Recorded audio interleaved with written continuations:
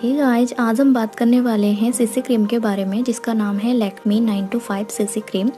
I think आप सब लोग में से कुछ सीसी क्रीम यूज़ कर रही होंगी, कोई लैक्मे ब्रांड का यूज़ कर रही होंगी या फिर तो कोई और ब्रांड का यूज़ कर रही होंगी। बट आज हम बात करने वाले हैं इसे यूज़ करने का और इसे चूज़ करने का सही तरीका। कई लेडीज़ इसे यूज़ करने में गलती करती हैं तो कुछ इसे चूज़ करने में गलती करती हैं। तो सबसे पहले हम बात करते हैं सीसी क्रीम क्या है। सीसी क्रीम का मतलब है कलर कंट्रोल क्रीम और कलर करेक्टिंग क्रीम। यानी हमारे स्किन का जो अनइवन टोन होता है, यानी जो अंडर आइज़ में किसी के ब्लैक होते हैं अंडर आइज़, या फिर किसी के चेहरे पे रेडनेस होता है या कोई तरह का ब्लैक स्पॉट होता है, तो इससे क्या होता है हमारा स्किन अनइवन दिखने को मिलता है। बट इस क्रीम को लगाने की वजह से हमारे स्किन को एक इवन टोन मिलता है, यानी हमारा स्किन सेम दिखने लगता है हर जगह से। सो बेसिकली सीसी क्रीम जो है फाउंडेशन प्लस मॉइस्चराइज़र का एक कॉम्बिनेशन है।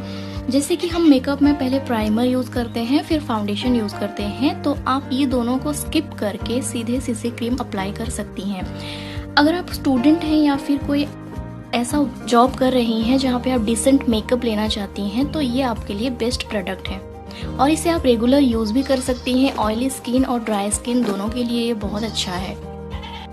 सो ये क्रीम आप किसी भी जनरल स्टोर से खरीद सकती हैं या फिर ऑनलाइन परचेज भी कर सकती हैं। ये हर साइज़ में अवेलेबल होता है, छोटा, बड़ा, मीडियम, आप अपने बजट के हिसाब से चूज़ करें। इसका जो सबसे छोटा वाला यानी ट्रायल पैक जो होता है वो 99 रुपीज़ का आता है, जो कि अंडर 100 है और जो कि अफोर्डेबल भी है और रेगुलर यूज़ करने पर भी 1 मंथ तक आराम से चल जाता है। अब आते हैं पैकेजिंग पर। ये इस तरह के एक पिंक कार्डबोर्ड पैकेट में रिसीव होता है जिसका price, expiry date, manufacturing date, other information लिखा होता है, जिसपे अंदर हमें इस तरह का एक ट्यूब रिसीव होता है। अब हम बात करते हैं इसे चूज़ कैसे करना है।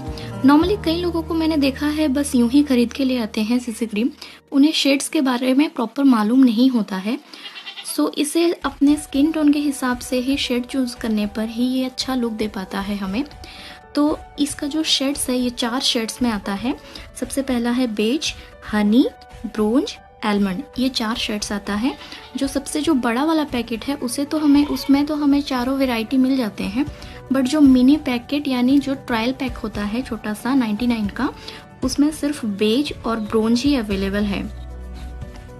अब हमें समझना ये है कि कौन सा शेड कौन से स्किन टोन के लिए सही है। बेज जो है येलो अंडरटोन के लिए है यानी फेयर स्किन के लिए, Honey for medium skin, bronze medium यानी वेटिश स्किन, एलमंड डस्की स्किन के लिए यानी डार्क स्किन के लिए।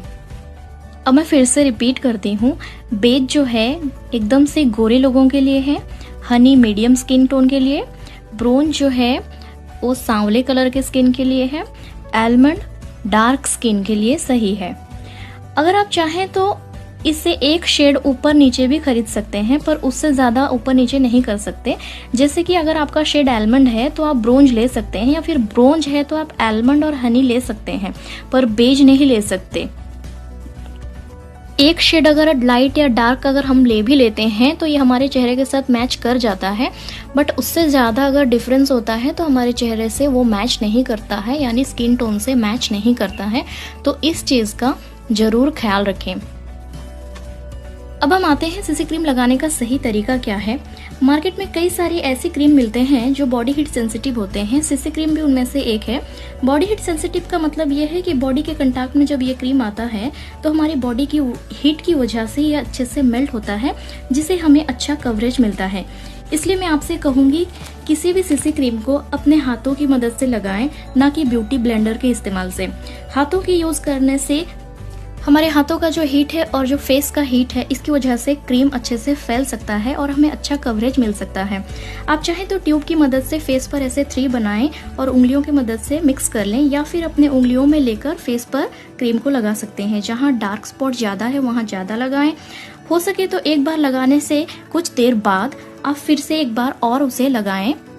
डबल कोटिंग की वजह से हमें अच्छा लुक मिलता है। ये क्रीम लगाने के 4-5 घंटे बाद मैंने ये शूट किया है।